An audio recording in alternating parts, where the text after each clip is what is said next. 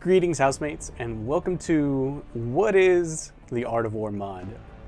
First off, the Art of War mod is a free-to-download mod on nexusmods.com.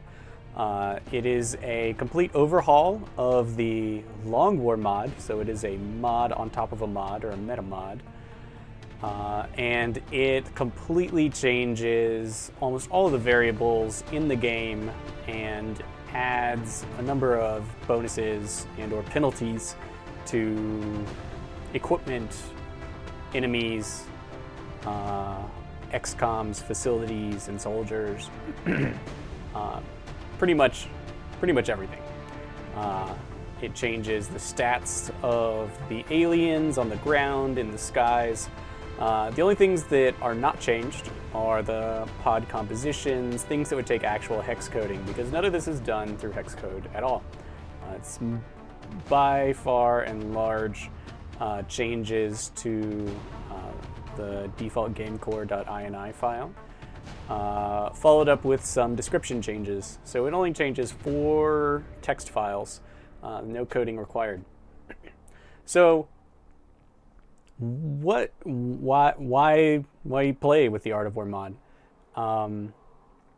Basically, it is the XCOM that I wanted when XCOM 2012 came out.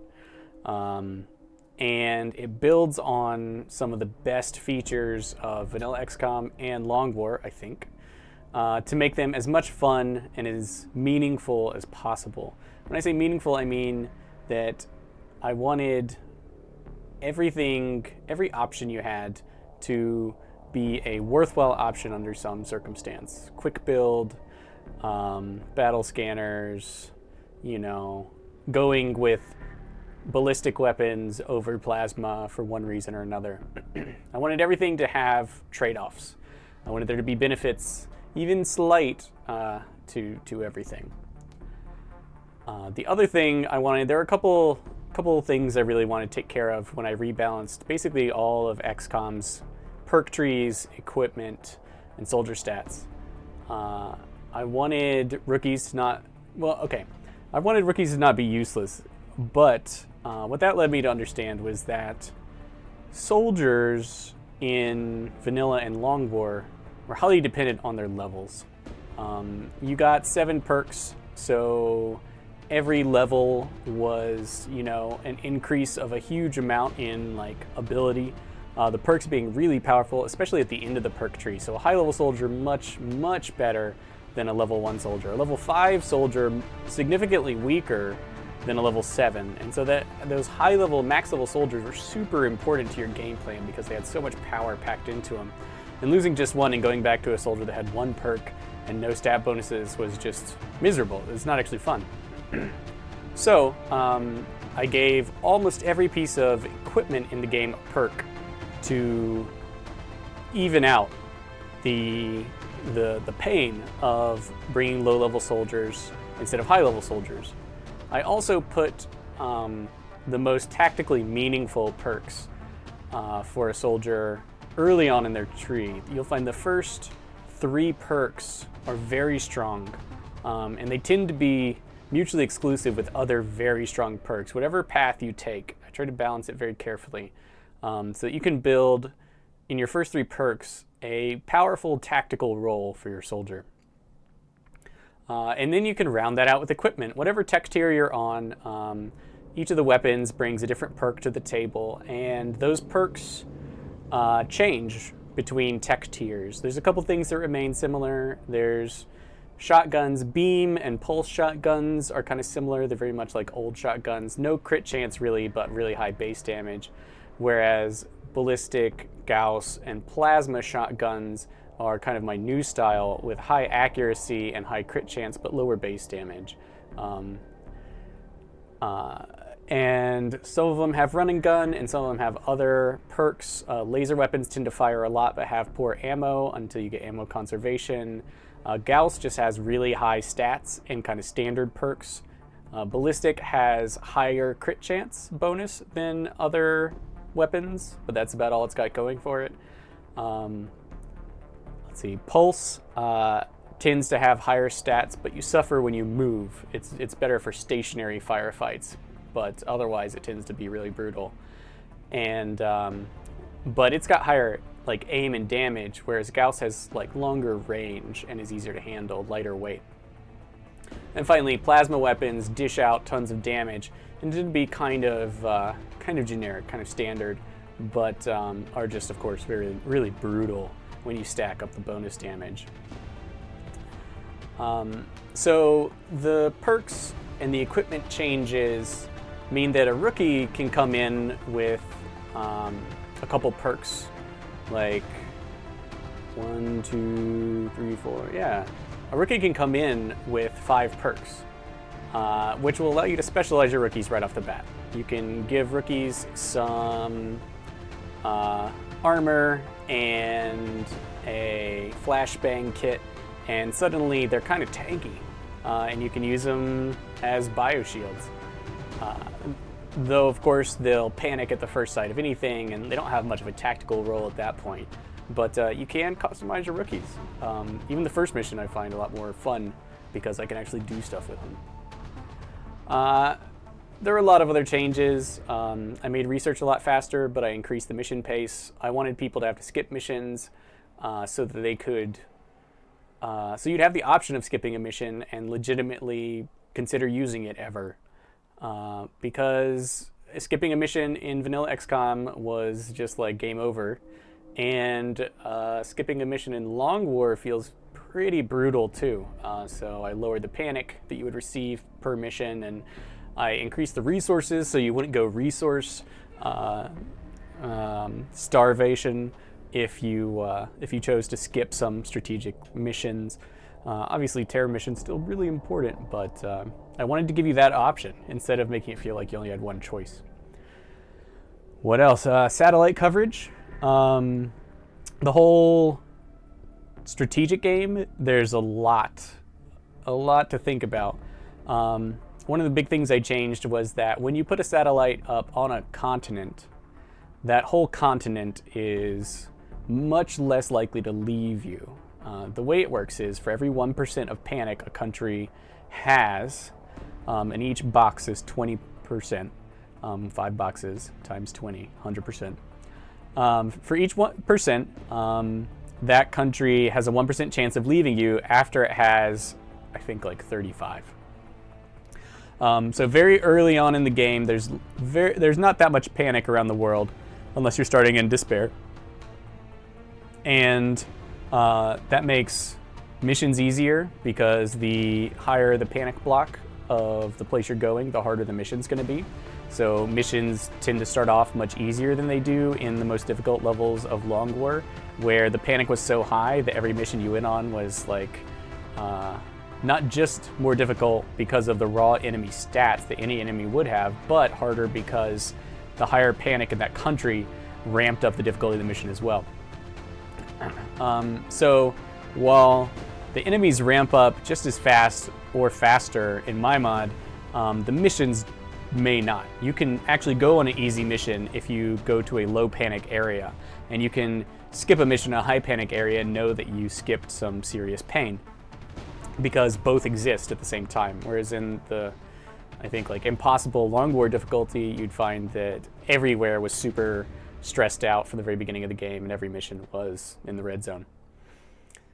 So a satellite can protect a country. It'll reduce the chance a country will leave by 70%. So if a country had a 100% chance to leave, it would be reduced to 30. So if it had a 10% chance to leave, it'd be reduced to 3. So one block of panic goes from being a 20% chance to leave to a 6% chance to leave, if you want to think about it like that. Your chance to leave between 0 and 30. If a satellite is actually on a country, the math is even better. 90% chance, 90% reduction to the chance for a country to leave for having a satellite directly over it. So if the country had a 100% chance to leave, that would be reduced to 10. And if it had one block of panic, 20%, it would be reduced to 2.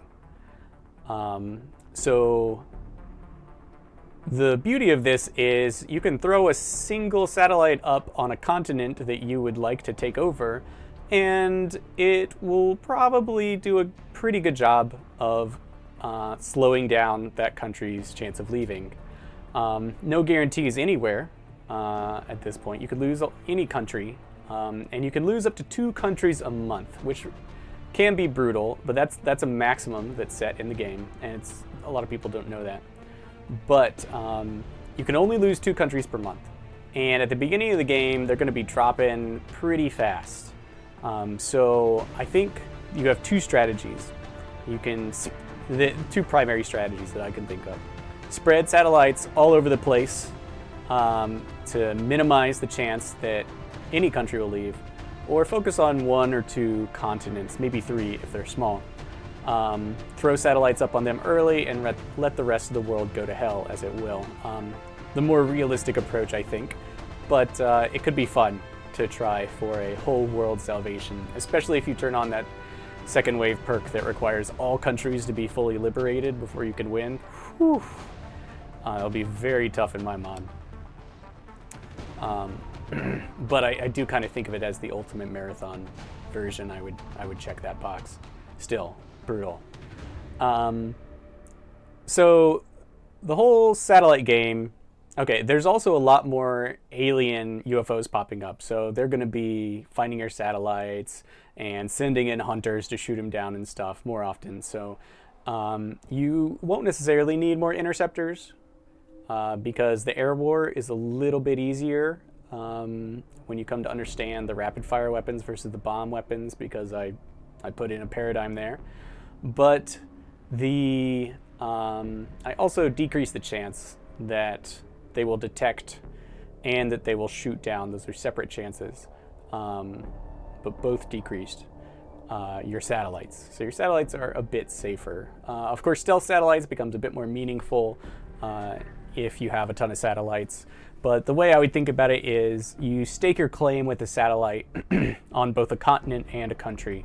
And your interceptors are like the turrets you fortify that area with. Interceptors, I don't know that I actually increase their chance to detect enemies on their own, that is without a satellite. But it's actually pretty good. And that can be increased through a Foundry project, which I don't know that anyone ever cared about much. But you can throw interceptors onto an area, and they can defend it pretty well. I did change the cost of interceptors as well. They're much cheaper to buy, but they're more expensive to maintain.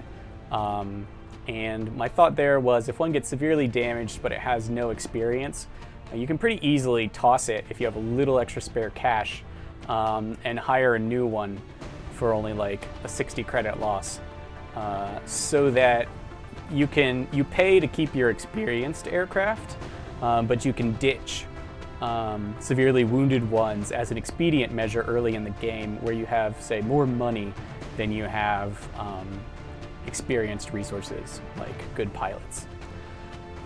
Let's see. Let's talk about the rapid fire and the bomb. So there are basically 2 categories of air weapons in my mod. There's rapid fire weapons. They attack quickly. They're about equally effective against all UFOs because they have high armor penetration. And they're best for finishing off UFOs that don't have a ton of health left. Since smaller UFOs never have a ton of health, that means that the rapid fire weapons are generally always pretty good against the smaller UFOs. The other type of weapon, the bomb, does tons of damage, but it does a lot less total damage to smaller UFOs than it does to big ones. And what this means is a bomb can be effectively pretty good at taking down a scout because they're small and don't have much health, even though its damage is being reduced by like 75% or something. Because it does like 1,000 damage in a UFO, a scout has like, I don't know, like 500 health. Whereas the medium and large UFOs have like thousands of health points. And you desperately need to use those bombs to quickly drop down their health, because the larger UFO is, the less damage reduction it has thus meaning it takes more and more of the bomb's damage. Now this may be like kind of backward seeming to you. Effectively, bombs are pretty good against everything, but kind of a poor tactical choice against smaller UFOs. Smaller UFOs will ignore a lot of the bomb damage, and they'll tend to shoot your bomber up pretty badly if it hangs around for a second shot. Larger UFOs, you need the bombs, and then you can bring it down to Earth with the rapid fire weapons to ensure it crashes, or you can keep hitting it with bombs and hope that it just blows up in the air. At the beginning, either weapon's pretty good against scouts because I didn't want to like punish anyone who didn't know what was going on. But later on, and hopefully through the descriptions, it becomes clear, like you really want to be using bombs to soften up the big targets and then finishing them off with something. Since the bombs fire like once every 6 seconds, you can kind of take one shot and leave against small or large UFOs. You could kind of make bombing runs. I made sure you had enough interception times, like you had enough chance you could send out like three interceptors against a scout, or much more against the large UFOs. You can make multiple bombing runs to whittle that health pool down. So yeah, bombs are good, but you may not even get 2 bombs off against a small UFO, whereas your rapid fire weapons much more likely to deal some damage and really pretty good against the small UFOs or big UFOs that have been wounded. That was just to give you some options. You can leave that bomber in for 6 seconds while they get shot at to try and get a second shot in, if you don't care about the damage time, or you can take a shot really quick and get out of there, maybe even not taking a scratch. Or maybe that interception is better off using one of the reliable but more brawly rapid fire weapons. And then the plasma missiles, the plasma tier air weapon, is just generally good. You can end the game on that. I just wanted to make sure that if you didn't get it at all or you hated it, there was a weapon that wasn't the final tier weapon that would let you finish off the game. They're pretty good at everything. All right, what's left?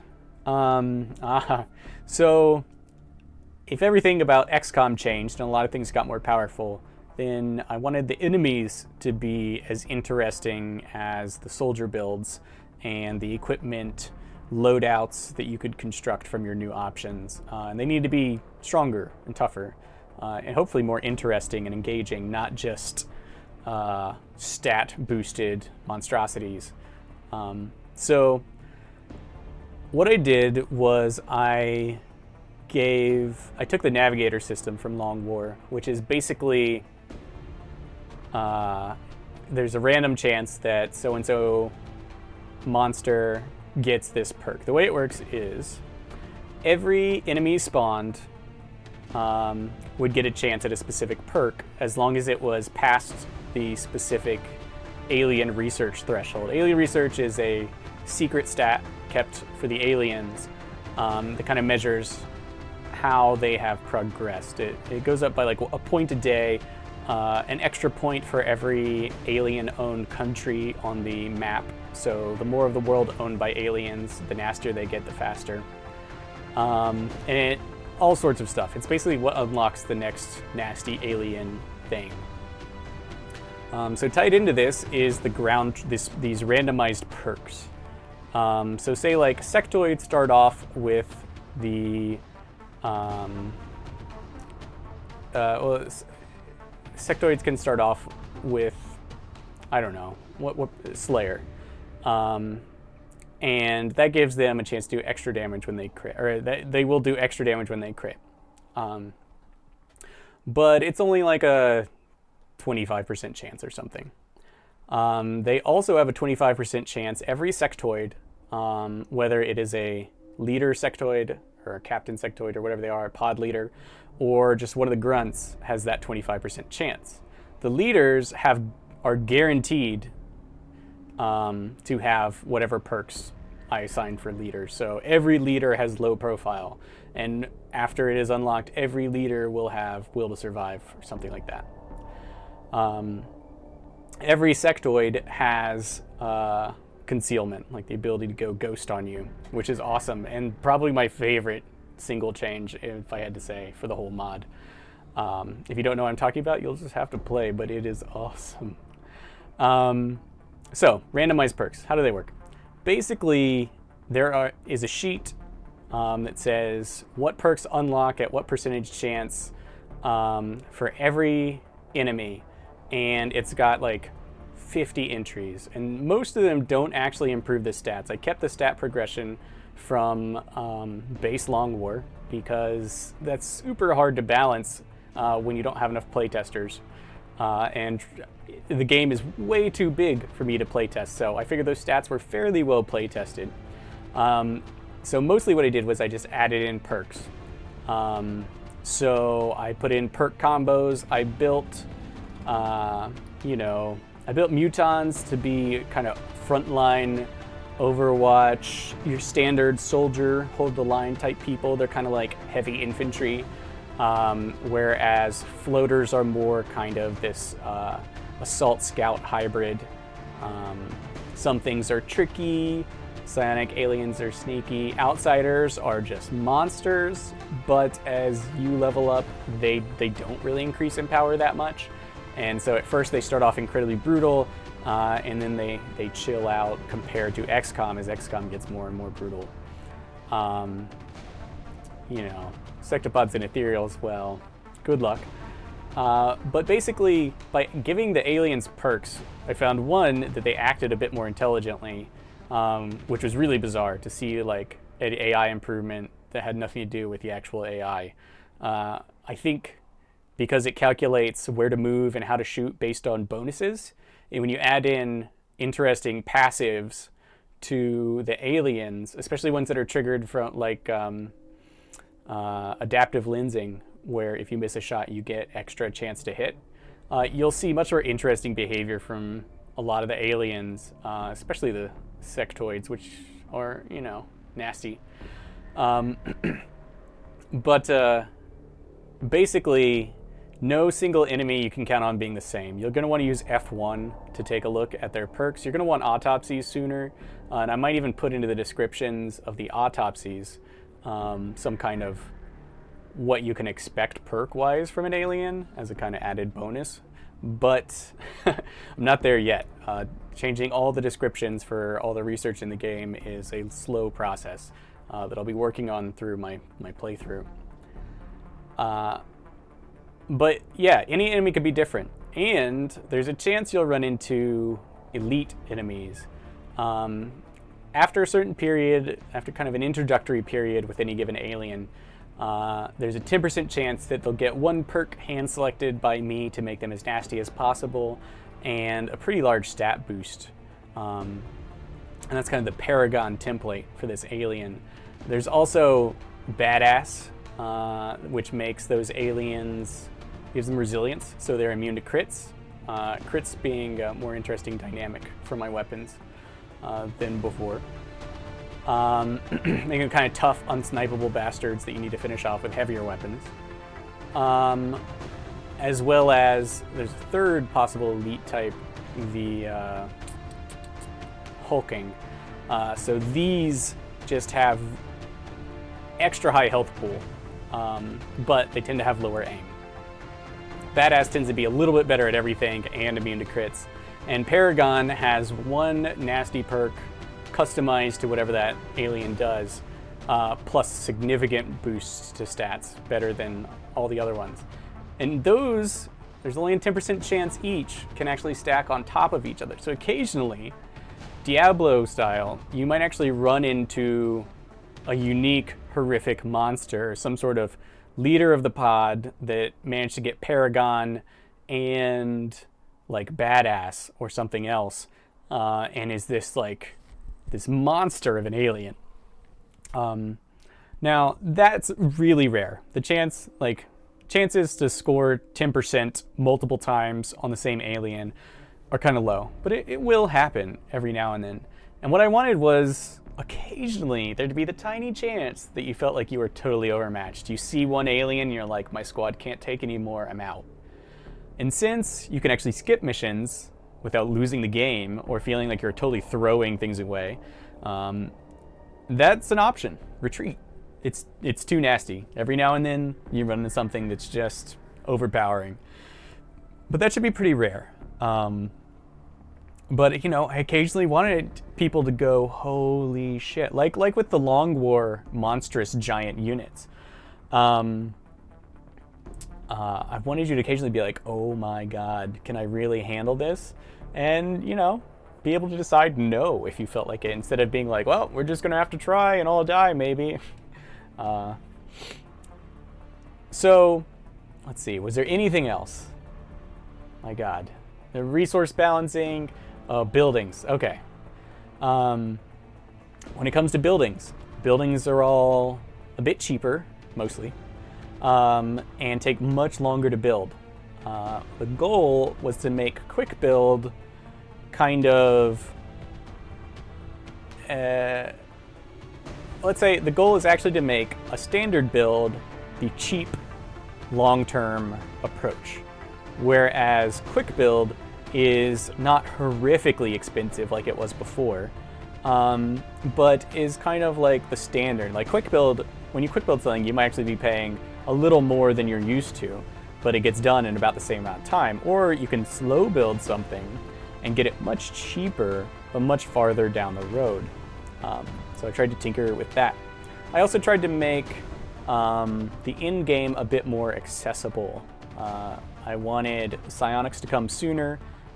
Psionics is a much more long-term thing.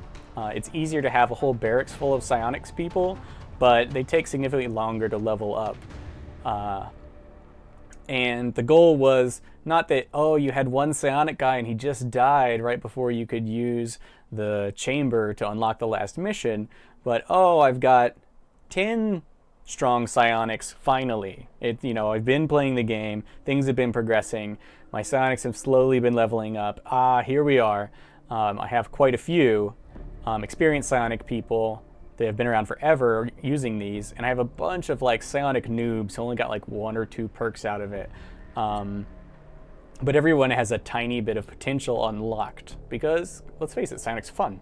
And part of that was to put rather mundane perks in the psionic perk tree.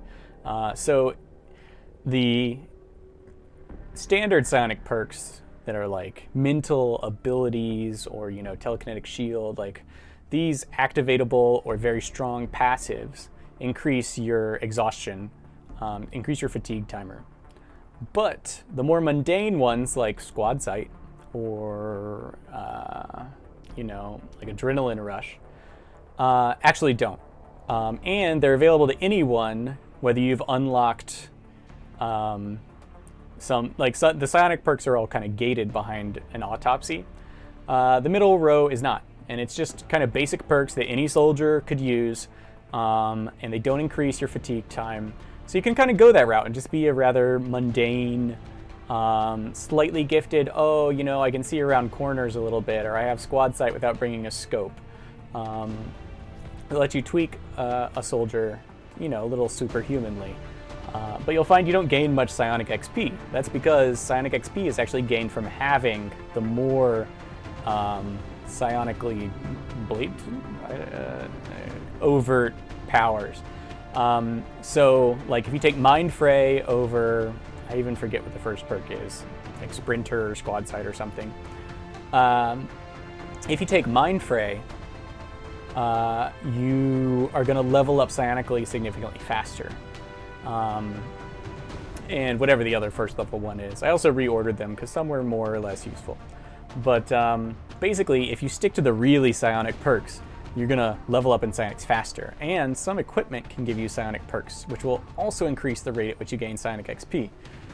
If you find yourself in the late game and somehow you don't have any experienced psionics, you can kind of rush one if you need it by just giving them equipment that has psionic perks and going crazy.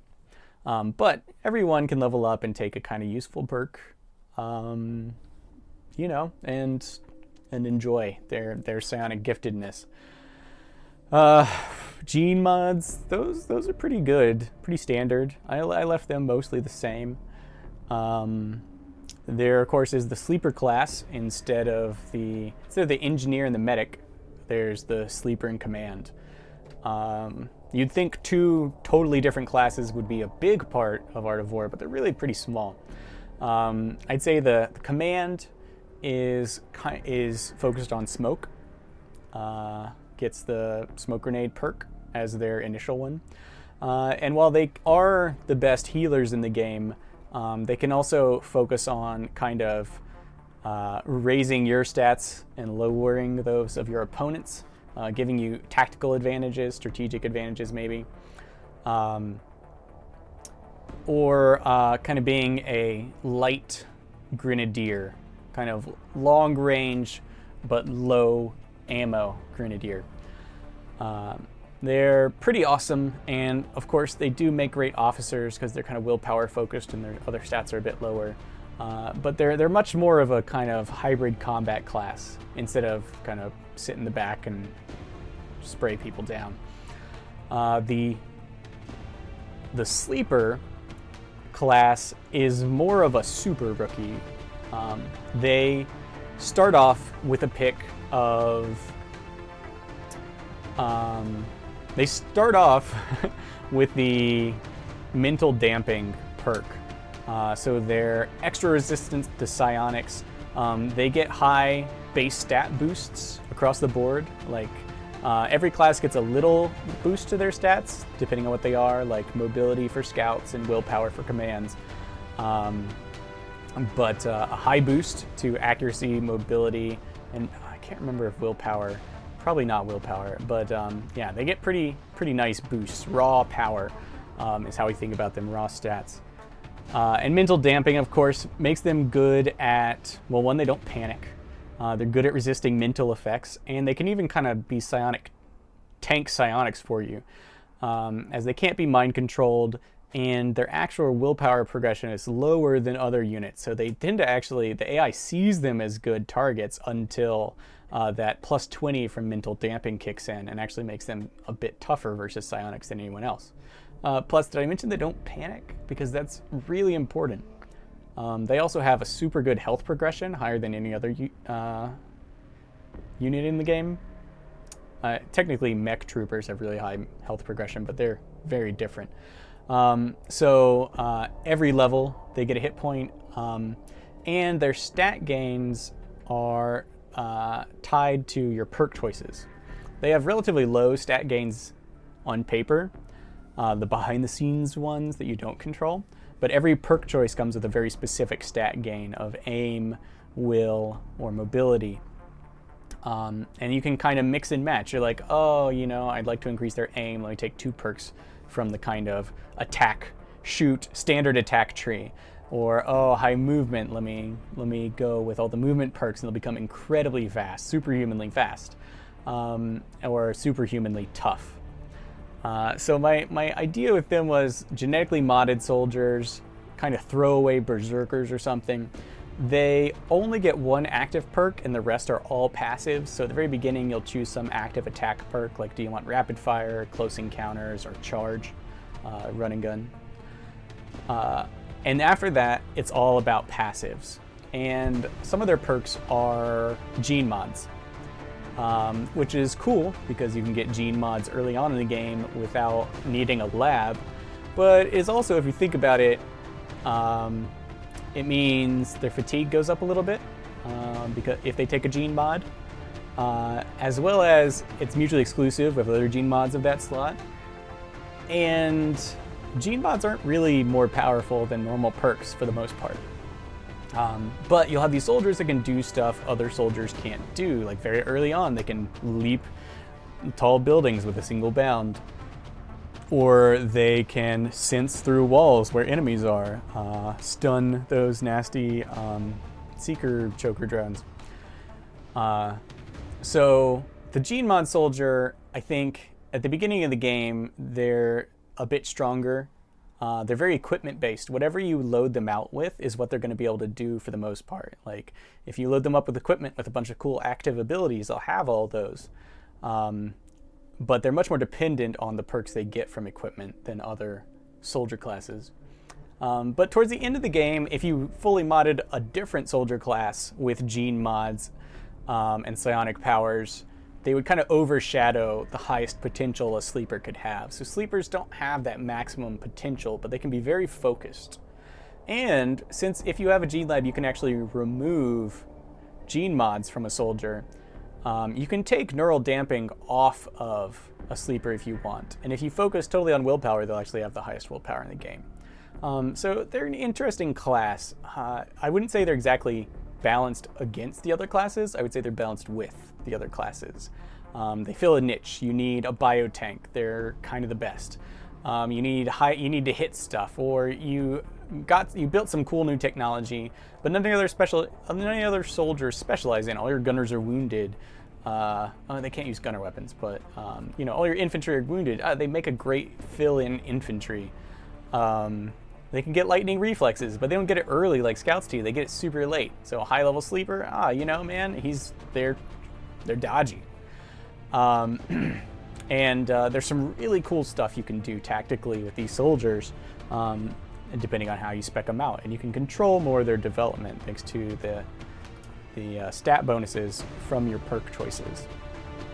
Generally, if you specialize one in something, they'll be better at it than any other soldier class. But they're kind of standard attack soldiers. They don't get a ton of fancy abilities. They don't control the battlefield. They don't suppress. They do whatever their equipment can do to the utmost. And they tend to have just much higher raw stats, but worse perks. Okay. I know I haven't touched the screen at all, so this may be a shock, but I also changed. There are 4 different game modes, basically. Or really, there's 3, and then there's the nasty version of one of them. So, strategy, this one gives you the nastiest alien progression in the tactical map, but makes the strategic map less of a pain in your butt. If you hate the strategic map, it's the other way around. My bad. Reverse that. This is the nastiest possible settings for everything but the battle map. And when you're on the tactical battle map, the enemies are, instead of the hardest enemy, the enemy stats are all softened up, and the progression there isn't as brutal. So if you like the strategic game, taking continents, and you want the missions to be a bit more of a breeze, strategies for you, because I really hate difficulty levels that only add raw stats, and there really was only so much you can do with that. Tactics is the opposite. The battles are as challenging as possible. You can pride yourself on fighting the toughest fights. No other difficulty, like Despair, which is kind of hard mode, has the same tactical difficulty as Tactics. And Strategy has an actually stiffer strategic game than Despair, because the strategic game's it's not the most engaging in the world.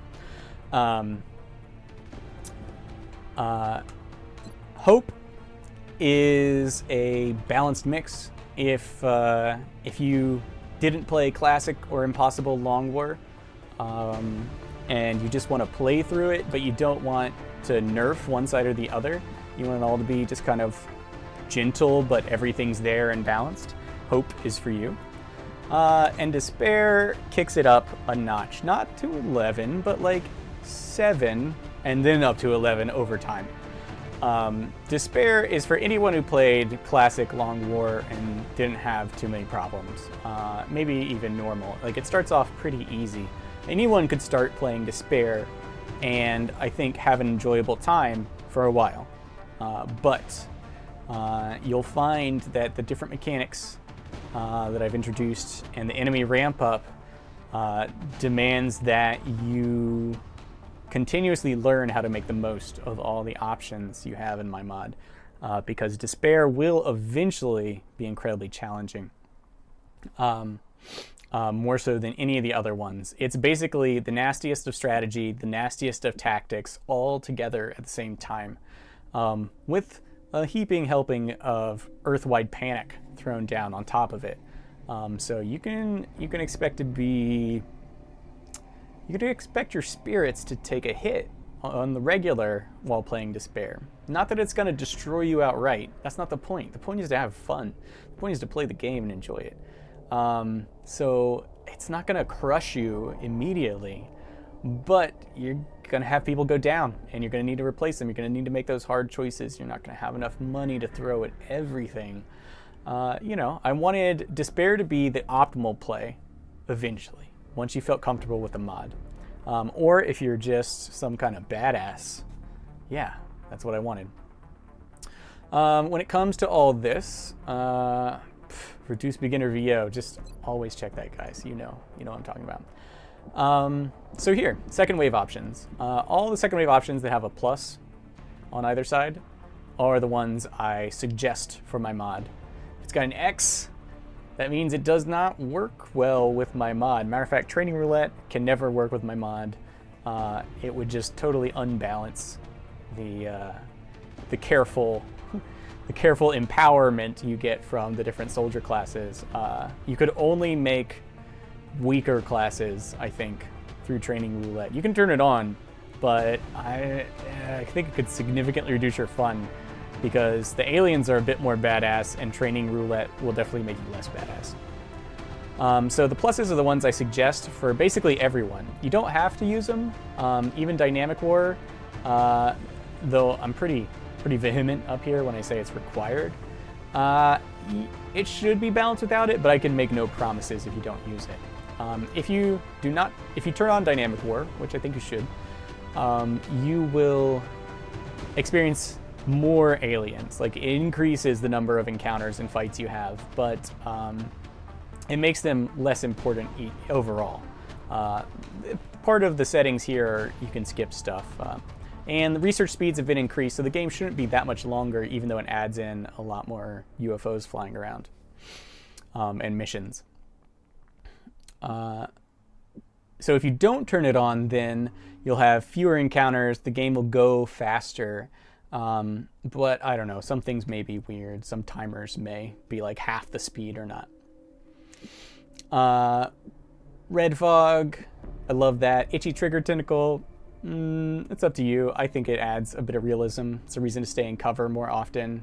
Like you might really be in danger instead of, I'm safe. I know exactly when I'm safe and I know when I'm not. I don't like that.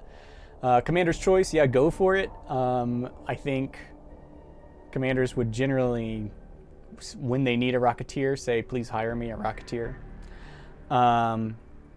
Green Fog, really love Green Fog. This one's been significantly modified for Art of War. The way this one works is every turn you suffer a 1-point penalty to aim and will. And these are capped at, I think, minus 15 aim, maybe 20, and like minus 60 will. Now, if you spend 60 turns in a mission, it's either a horrific mission or you shouldn't be taking so long. So Green Fog is one of my answers to stop the Overwatch spam and just get in there. Your soldiers are slowly degrading. Their aim's not going to get so bad they can't hit anything, but they'll suffer a significant penalty if they're on a mission for a long time. But their willpower, their chance to panic and stuff, now that's just going to keep getting worse and worse if you draw it out or the enemy does. So Green Fog is for people who need a little push into that more aggressive action. And I think the perks and the specializing you can do for your soldiers make them much more survivable. You can get in and you can brawl significantly more, as you'll see in my playthrough. I don't like Overwatch spam. Also, Overwatch is a little less accurate than it has been, though some of the perks that are best for Overwatch are much more accessible. Aiming angles, I love aiming angles, but that's totally up to you. It's balanced around that. You actually suffer less chance to be critically hit for being exposed or flanked than before, but that's balanced out by most aliens have a higher chance to crit you naturally, so it's still bad, but being flanked isn't necessarily the worst. And some armors even give you hardened. And if you have hardened and you're behind cover, you're immune to the normal crits. And even if you're exposed, that's pretty good protection. Lastly, target enrichment increases the number of enemies on missions by 25% and increases the minimum number of aliens up to 16 for all but the first mission and other scripted missions. What this means is you'll fight a lot more aliens in the beginning, a lot more sectoids, and there'll be large pods. But that minimum of 16 is gonna fade away. You're not gonna notice it much by the mid-game because there's gonna be 16 or more aliens every mission all the time after like month 5 or 6. So at the beginning you'll be like, oh my god, there's so many little aliens, they're such a pain in my ass. But later on you'll be like, oh, this seems normal. Except the 25% will always be there with you. Partly I made aliens, I didn't increase their health much. They're, you know, occasionally you'll run into one of these elite aliens with extra health that's much tougher. But they're fairly killable, and you've got a lot more firepower. I tended to give extra actions to everyone, like freebies, like hit and run. Almost every soldier class gets extra attacks somehow, and you can even get them from weapons. And like the fact that a soldier can have 7 weapons, 7 perks from equipment, 7 perks from their levels, means that soldiers are much deadlier, especially because, man, those synergies are just incredible.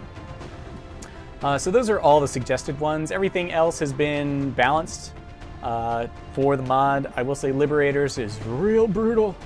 Thanks to the kind of high chance that countries will leave. You'll have to fight to take back a lot of countries. And probably lose some that you had satellites over along the way as the game draws out. Hidden Potential took me forever to balance this, but totally balanced now. Totally balanced. You'll note that mechs have slight randomization. Sleepers are totally consistent, not randomized stats at all. So at least one of your classes is totally dependable in its stat progression, and you can, you know, like I said, pick the stats you want for sleepers through their perks. And yeah, mechs are only mildly randomized as opposed to the normal soldiers. Let's talk about mechs. Mechs are kind of your heavy infantry. They're your answer to those really brutal threats towards the end of the game, but they're not so great on their own. They're gonna get pretty beat up if they haven't. You'll get it. Mechs are awesome. They're incredibly mobile,